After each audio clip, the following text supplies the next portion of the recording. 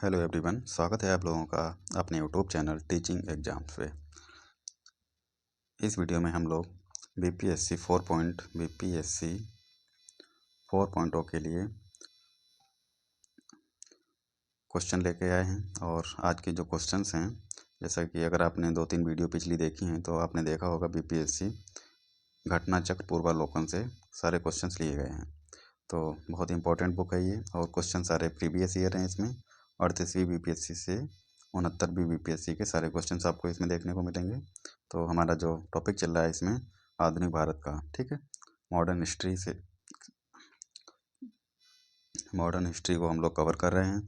तो अगर आप पहली बार हमारे चैनल पर विजिट किए तो प्लीज़ चैनल को सब्सक्राइब करें, वीडियो पसंद आए तो लाइक करें और शेयर भी करें, ठीक है। और अगर आपने पिछली वीडियो नहीं देखी है तो वो जाके देखिए। और इससे पहले हमने यूथ बुक के सारे क्वेश्चंस कवर किए हैं यूथ से, ठीक है। यूथ से वो भी सारे टीआरई के क्वेश्चन थे। वो टीआरई में जो भी अभी तक एग्ज़ाम हुए हैं, टीआरई 1 हो, 2 हो, 3 हो, री एग्ज़ाम हो, और टीआरई में प्राइमरी लेवल हो यानी 1 to 5, 6 to 8 और 9 to 10 हो सॉरी 9 to 10 हो गया, और 11 to 12 हो। इन सारे एग्ज़ाम के क्वेश्चन आपको करा दिए गए हैं। वो वीडियो आप ज़रूर देखें जाके। और आज की वीडियो में हम लोग क्वेश्चन स्टार्ट करेंगे। अगर आप हमारे चैनल पर नए विजिट किए तो प्लीज़ चैनल को सब्सक्राइब तो ज़रूर ही कर लें, क्योंकि जब तक बीपीएससी होगा हम आपके लिए ऐसे क्वेश्चंस लेके आते रहेंगे।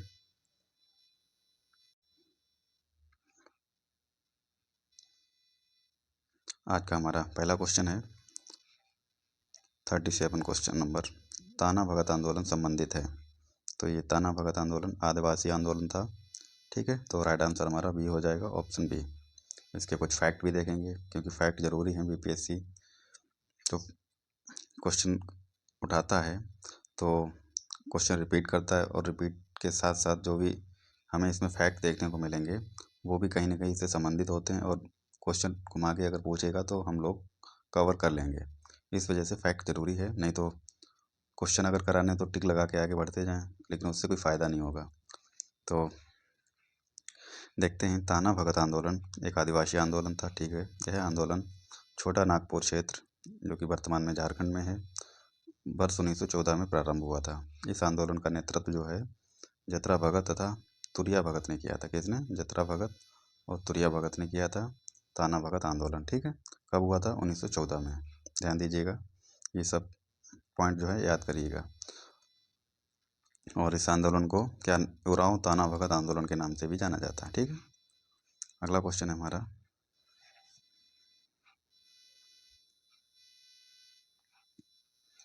कोका आंदोलन जो है किससे संगठित है? तो ये गुरु राम सिंह से, ऑप्शन सी इसमें राइट हो जाएगा। इस पे कुछ फैक्ट देख लेते हैं इंपॉर्टेंट वाले। कोका आंदोलन बहावी आंदोलन से बहुत कुछ मिलता जुलता है, ठीक है। दोनों धार्मिक आंदोलन के रूप में प्रारंभ हुए, बाद में ये राजनीतिक रूप ले लिए थे, जिसका सामान्य उद्देश्य अंग्रेजों को देश से बाहर निकालना था, ठीक है। पश्चिमी पंजाब में कोका आंदोलन की शुरुआत जो है 1840 के दशक में होती है। भगत किसके 1840 में भगत जवाहर मल द्वारा, ठीक है। भगत जवाहर मल द्वारा, नाम को याद कीजिएगा, जिन्हें मुख्यतः शियान साहब के नाम से जानते हैं, और इनको शियान साहब के नाम से जानते हैं। इनका उद्देश्य क्या था? सिख धर्म में प्रचलित बुराइयां और अंधविश्वास को दूर कर इस धर्म को शुद्ध करना। किंतु ये बाद में राजनीतिक आंदोलन में परिवर्तित हो गया था, जिसका नेतृत्व राम सिंह ने किया था। किसने? राम सिंह ने। 1872 में इस आंदोलन के नेता जो है राम सिंह को बनाया गया और रंगून निर्वासित कर दिया गया, जहां इनकी 1885 में मृत्यु हो गई। अगला क्वेश्चन है हमारा, पंजाब में कोका आंदोलन का प्रारंभिक उद्देश्य क्या था? तो सिख धर्म को परिष्कृत करना। तो इस वजह से ऑप्शन ए हमारा करेक्ट आंसर हो जाएगा। अगला क्वेश्चन है, 1921 का मोपला विद्रोह कहाँ हुआ था? तो मोपला विद्रोह केरल में हुआ था 1921 में, ठीक है। कहाँ पे? केरल में। अगर फैक्ट की बात करें तो देखते हैं कुछ इसमें है क्या। मोपला विद्रोह केरल के मालाबार क्षेत्र में 1921 में होता है। यहाँ पर काश्तकार अधिकार, बटाईदार मुसलमान थे तथा जमींदार अधिकतर हिंदू थे। जमींदार जो थे हिंदू थे और बटाईदार जो थे खेती करते थे वो मुसलमान थे। ठीक है, तो आंदोलन जमींदारों के शोषण के खिलाफ था। 1921 का मोपला विद्रोह कहाँ होता है? ये केरल में होता है। रिपीटेड क्वेश्चन है, देखो ये 63 BPSC में प्री 2017 में पूछा गया है। इसमें कुछ अलग फैक्ट हैं। इसमें 1921 में मोपला विद्रोह होता है, ठीक है, मालाबार क्षेत्र में। और पावना विद्रोह जो है 1873 से 76 तक होता है, और ये कहाँ होता है? पावना, बंगाल में।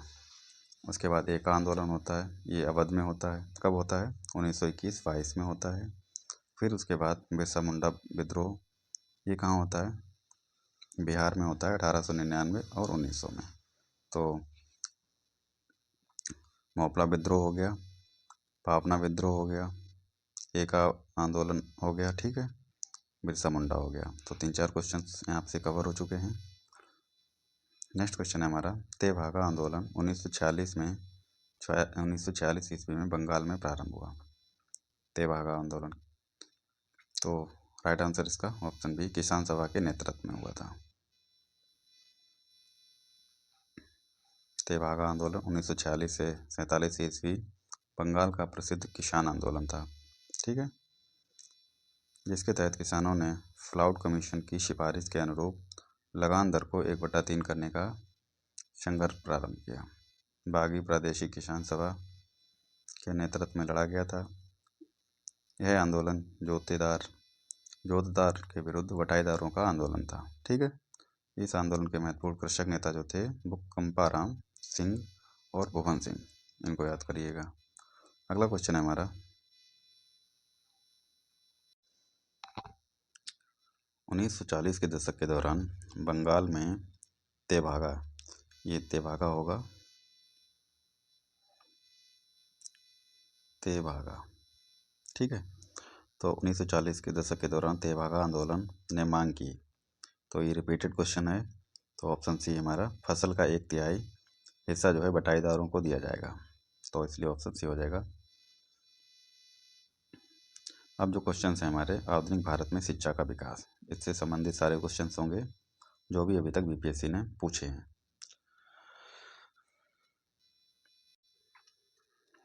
वुड के 1854 के प्रेषण के संबंध में निम्नलिखित कथनों पर विचार कीजिए। जो वुड स्पेच कब आता है? 1854 में आता है, ठीक है।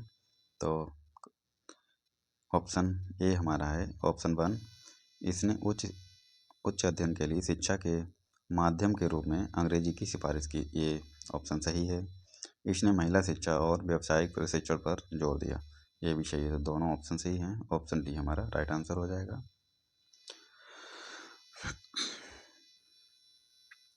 वुड डिस्पैच से कुछ और भी पॉइंट दिए गए हैं, वो भी देख लेते हैं।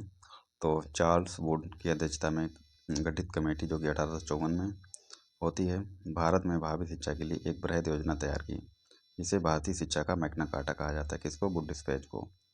तो इसकी कुछ सिफारिशें थी, क्या क्या थी?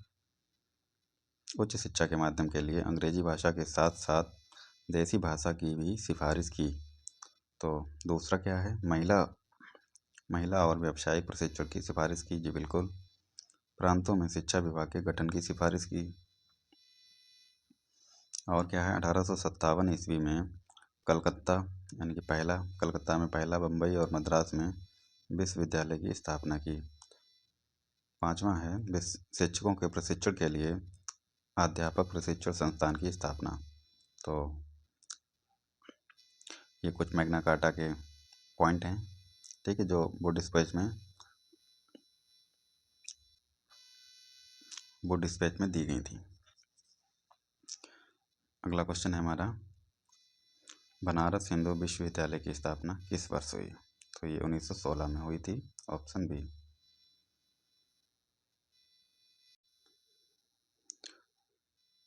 बनारस हिंदू विश्वविद्यालय की स्थापना वर्ष 1916 में पंडित मदन मोहन मालवीय ने की थी। किसने की थी? पंडित मदन मोहन मालवीय जी के द्वारा हुई थी बीएचयू की स्थापना। ठीक है, कब? 1916 में। और इसकी स्थापना संसदीय विधान बीएचयू अधिनियम 1915 के अंतर्गत। ठीक है, अगला क्वेश्चन है 1902 ईस्वी में लॉर्ड कर्जन ने 2 भारतीय सदस्यों को सम्मिलित करते हुए एक विश्वविद्यालय आयोग का गठन किया। तो वो कौन थे भारतीय? तो इसमें ऑप्शन हमारा सैयद बिलग्रामी और गुरदास बनर्जी थे। ठीक है, तो ऑप्शन डी हमारा करेक्ट है, सैयद हुसैन बिलग्रामी और न्यायमूर्ति Gurdas Banerjee, option D. Fact की बात करें तो वो भी देख लेते हैं। लॉर्ड कर्जन ने शैक्षिक सुधारों के तहत 1902 में सर थॉमस रैले की अध्यक्षता में, नाम ध्यान दें इसको, थॉमस रैले की अध्यक्षता में एक विश्वविद्यालय आयोग का गठन किया। इस आयोग के सदस्यों में 2 भारतीय थे। ठीक है, गठन किसने किया? कर्जन ने। अध्यक्ष कौन थे? Thomas Raleigh. और जो 2 भारतीय थे वो कौन थे? सैयद हुसैन बिलग्रामी और न्यायमूर्ति गुरदास बनर्जी। ठीक है, इस आयोग के द्वारा सुझावों के आधार पर भारतीय विश्वविद्यालय अधिनियम 1904 पारित किया गया। ये क्वेश्चन बहुत बार रिपीटेड है, इसलिए इम्पोर्टेंट है। भारतीय विश्वविद्यालय अधिनियम कब हुआ? पारित हुआ 1904 में। अगला क्वेश्चन है हमारा, डैश ने सन 1904 में भारतीय विश्वविद्यालय पर कड़े नियंत्रण लागू करते हुए भारतीय विश्वविद्यालय अधिनियम पारित किया। तो अभी ऊपर हमने पढ़ा था, ऑप्शन डी बी हमारा करेक्ट आंसर, लॉर्ड कर्जन ने। कब पारित हुआ था? 1904 में।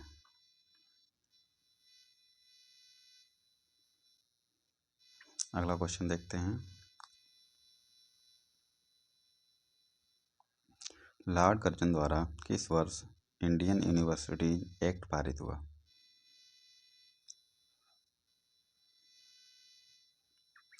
तो ये 1904 में।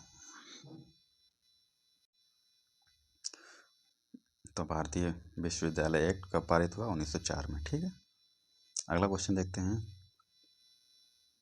भारत में आधुनिक शिक्षा प्रणाली की नींव किसके द्वारा रखी गई? तो 1835 के मैकाले मिनट्स के द्वारा। 1835 मैकाले के मिनट्स के द्वारा। ठीक है, ऑप्शन बी इसका करेक्ट आंसर हो जाएगा। भारत में आधुनिक शिक्षा प्रणाली की नींव 1835 में मैकाले के मिनट्स यानी कि स्मरण पत्र से पड़ी। तो बहुत इंपॉर्टेंट क्वेश्चन है। आधुनिक शिक्षा प्रणाली की नींव 1835 किसके द्वारा? मैकाले के। मैकाले का मानना था यूरोप के एक अच्छे पुस्तकालय की अलमारी का एक कक्ष, यूरोप के एक अच्छे पुस्तकालय की एक अलमारी का कक्ष जो है भारत और अरब के समस्त साहित्य से अधिक मूल्यवान है, ये उसका कहना था। तत्कालीन governor general Lord William Bentinck द्वारा मैकाले के प्रस्ताव को स्वीकृत करते हुए भारत में अंग्रेजी को ही उच्च शिक्षा का माध्यम बनाए जाने की मंजूरी दी। अगला क्वेश्चन है हमारा, 1817 में कलकत्ता में हिंदू कॉलेज की स्थापना किसने की थी? तो ये डेविड हेयर ने की थी। इसके अलावा 2 लोग और थे, कौन थे वो? महाराजा राधाकांत और दीवान बैद्यनाथ मुखर्जी और डेविड हेयर। ठीक है, ये 3 लोग थे। 1817 में स्थापना होती है किसकी? हिंदू कॉलेज की, कलकत्ता हिंदू कॉलेज की। ठीक है, और इसके अलावा राजा राम मोहन राय भी इस कॉलेज में की स्थापना से जुड़े थे, राजा राम मोहन राय। अगला क्वेश्चन है हमारा, नेशनल काउंसिल ऑफ एजुकेशन की स्थापना कब हुई? तो ये 15 अगस्त 1906 में हुई थी। अगला क्वेश्चन देखते हैं, अगर फैक्ट की बात करें तो वो भी देखेंगे। राष्ट्रीय शिक्षा के क्षेत्र में सर्वप्रथम 8 नवंबर 1905 को रंगपुर में नेशनल स्कूल की स्थापना हुई। कहाँ पे? रंगपुर में। कब हुई? 8 नवंबर 1950 को। 16 नवंबर 1905 सॉरी 8 नवंबर 1905 को 16 नवंबर 1905 में कलकत्ता में एक सम्मेलन का आयोजन किया गया। इस सम्मेलन में राष्ट्रीय साहित्यिक वैज्ञानिक तकनीकी शिक्षा देने के लिए राष्ट्रीय शिक्षा परिषद नेशनल काउंसिल ऑफ एजुकेशन की स्थापना करते हुए फैसला हुआ। 15 अगस्त 1906 को सतीश चंद्र मुखर्जी व अन्य राष्ट्रीय शिक्षा परिषद के सदस्य जो थे इसकी स्थापना में शामिल थे।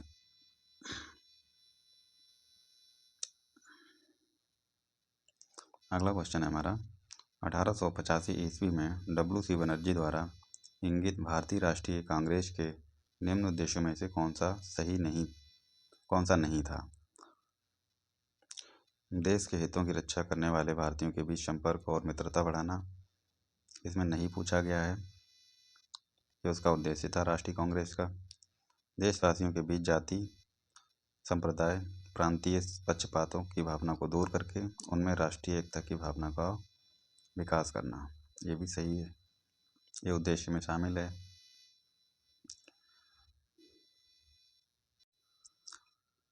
अगला पॉइंट है शिक्षित वर्ग की पूर्ण सम्मति से महत्वपूर्ण और आवश्यक सामाजिक विषयों पर विचार प्रकट करना। ये गलत हो जाएगा। अगर ये गलत है तो यही सही आंसर है, क्योंकि नहीं पूछा गया है।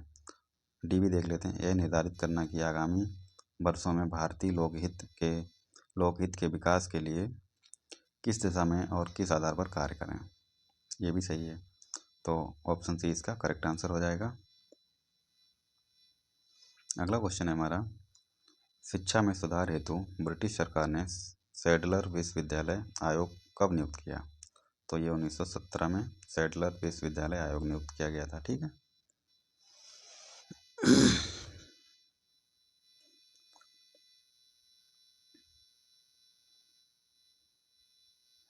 अगला क्वेश्चन है हमारा 1940 में पटना महिला महाविद्यालय की स्थापना निम्नलिखित में से किस समाज द्वारा की गई?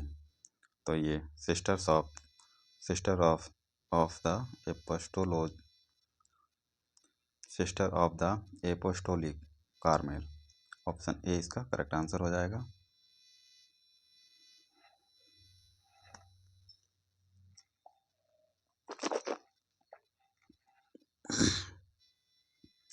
अगला डिटेल भी देख लेते हैं। पटना महिला कॉलेज बिहार में महिलाओं की शैक्षिक आवश्यकताओं को पूरा करने के लिए खोला गया था। ठीक है। उच्च शिक्षा का पहला संस्थान है पटना महिला कॉलेज, पहला संस्थान है ये। ठीक है। उच्च शिक्षण का bishop BJ Sulbin SJ. Patna के बिशप संस्थापक और mother M Josephine AC. Apostolic Carmel के सुपीरियर जनरल ने इसका नाम पटना वीमेंस कॉलेज रखा। इसे बिहार की महिलाओं के लिए एक उपहार के रूप में प्रस्तुत किया गया। यह कॉलेज 1870 में स्थापित। ठीक है। अगला क्वेश्चन है हमारा नेशनल कॉलेज और बिहार विद्यापीठ का शिलान्यास किसने किया? तो ये महात्मा गांधी ने किया था। ठीक है। नेशनल कॉलेज और बिहार विद्यापीठ का कब किया था? 1921 में उद्घाटन किया गया था। ठीक है।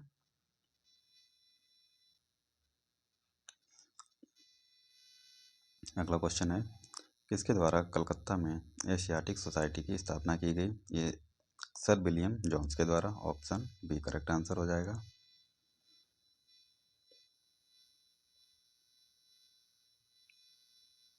कब की गई थी? 1784 में एशियाटिक सोसाइटी की स्थापना कलकत्ता में। ठीक है। किसके द्वारा?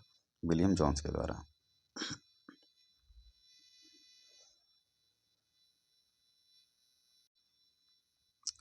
तो अब जो हमारे क्वेश्चंस हैं आधुनिक भारत में प्रेस का विकास, प्रेस से संबंधित जो भी क्वेश्चंस हैं वो आपको देखने को मिलेंगे। 1878 का वर्नाकुलर प्रेस एक्ट किसने रद्द किया था? तो ये लॉर्ड रिपन ने रद्द किया था। लागू किसने किया था? लॉर्ड लिट्टन ने किया था। तो इसका राइट आंसर क्या होगा? Option A.